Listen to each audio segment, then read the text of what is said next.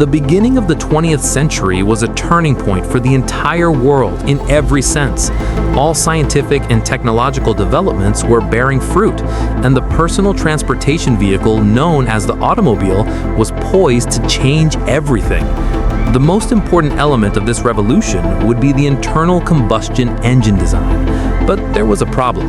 This design was not very durable in its initial form, meaning that the fuel used would eventually cause problems with the engines, and sometimes even cause them to explode. The reason for this was simply that the fuel burned simultaneously with compression, rather than sequentially in line with the cylinders inside the engine. There was a need for more efficient and powerful engines with higher compression ratios. The fuel shortage in America at that time made this a necessity. In 1921, after countless failed attempts, a somewhat eccentric chemist would finally solve the problem. We are talking about Thomas Midgley, who would leave a terrible mark on the world that would not be erased for thousands of years. The fuel additive developed by Thomas Midgley both eliminated malfunctions and increased efficiency. The additive he developed became popular worldwide, and everyone started using it. Who could have predicted that this venture, which began like a success story, would actually turn into a disaster for the whole world and humanity? Thomas Midgley was working at the General Motors Research Company. At that time, in 1916, the company's owner asked him to conduct research on the problem we mentioned earlier, which was occurring in engines. This problem, which manifested itself as a kind of knocking sound, especially in aircraft engines, was quite annoying. Midgley got down to work and tried almost everything he could get his hands on. By everything, he even tried melted butter in his mixtures. At one point, he had a strange conversation with his boss, because the root of the problem was heat. Engines are basically exposed to very high temperatures, and this was causing problems. His boss said, "Some red flowers can bloom even in the snow. Could the color red have an effect on heat absorption?" This made sense to Midgley. Since they didn't have any red dye, they added a little bit of iodine, which has a purple tint, to the fuel they used in their test engines.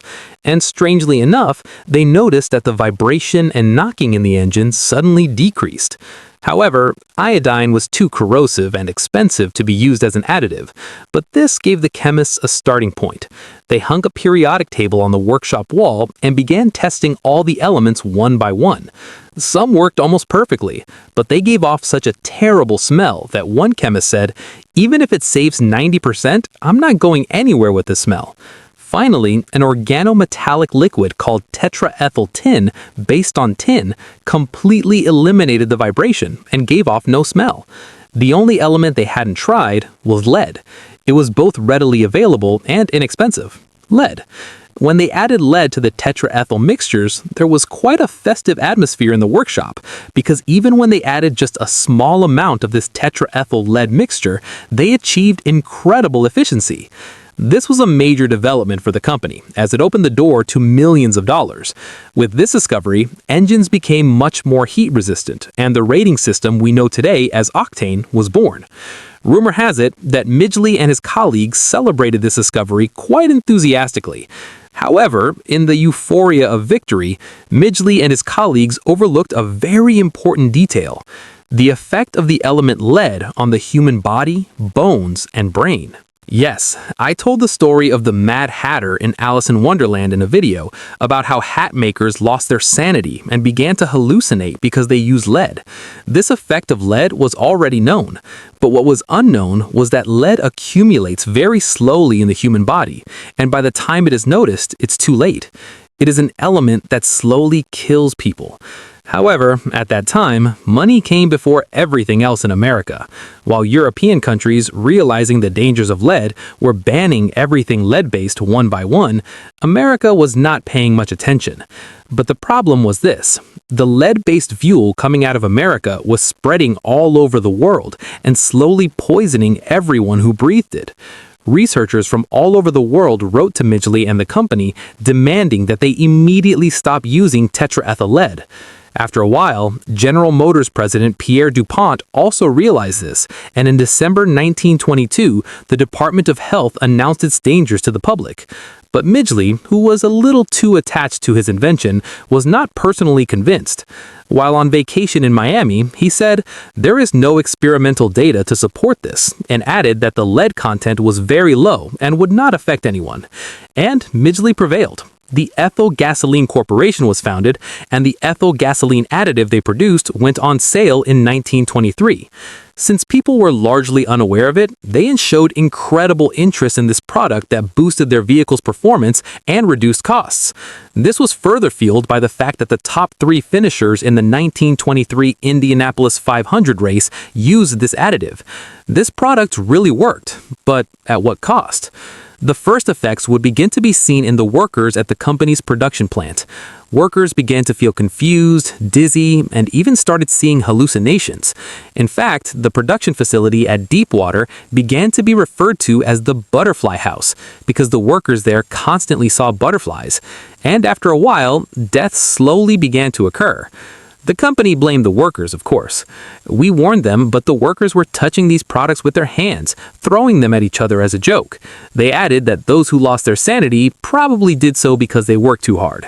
Going even further, in a matter similar to what a minister did after Chernobyl, Thomas Midgley poured leaded gasoline on his hand in front of journalists, sniffed it, and said, "If something were wrong, would I do this?" Shortly thereafter, an investigation was launched and the product was removed from store shelves. However, the investigation didn't yield much, people didn't pay much attention, and the product continued to be consumed at full speed. On top of that, when the U.S. Federal Trade Commission announced that leaded gasoline was completely safe, the matter was closed.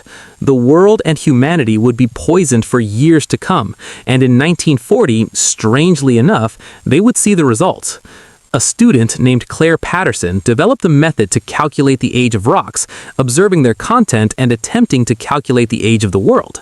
However, there was a problem with the rocks he collected. They contained 200 times more lead than they should have, and upon further investigation, he realized that the source of this lead was the atmosphere.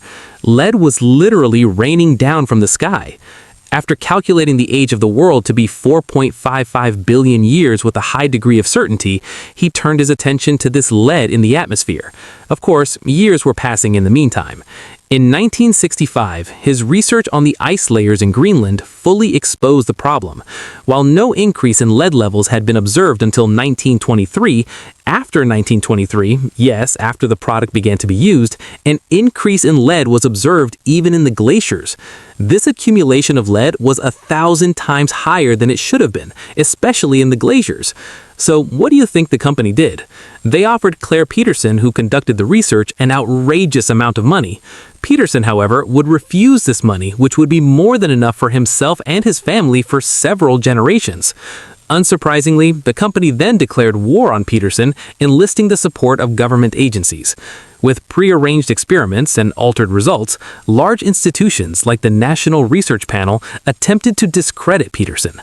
But Peterson would never give up or back down, and ultimately, thanks to his resistance, the Clean Air Act was passed in 1970, and a decision was made to phase out the use of leaded gasoline.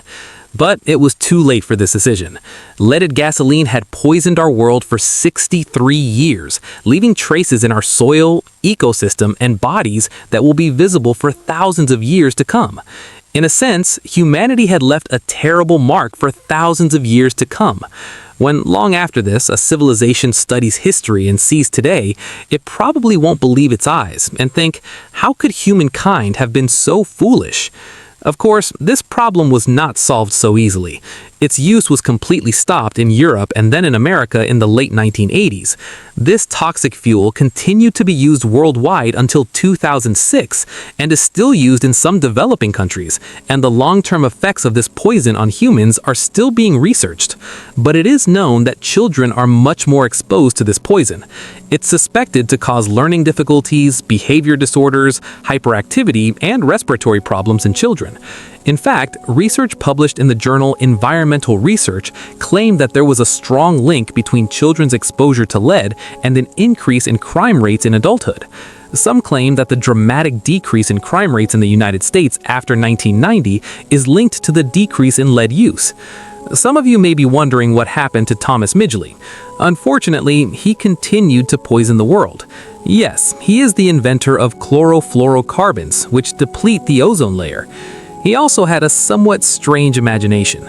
In a speech he gave in 1935, he said that in a century, people would stop aging, colonize Mars and Venus, and be able to make video call each other on television, and he received many awards. But a dramatic death awaited him.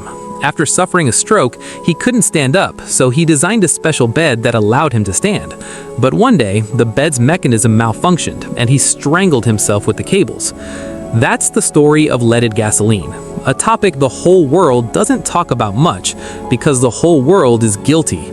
Despite its known dangers, leaded gasoline, a poison used for years solely for economic reasons, and its effects are still visible today and will be so for years to come.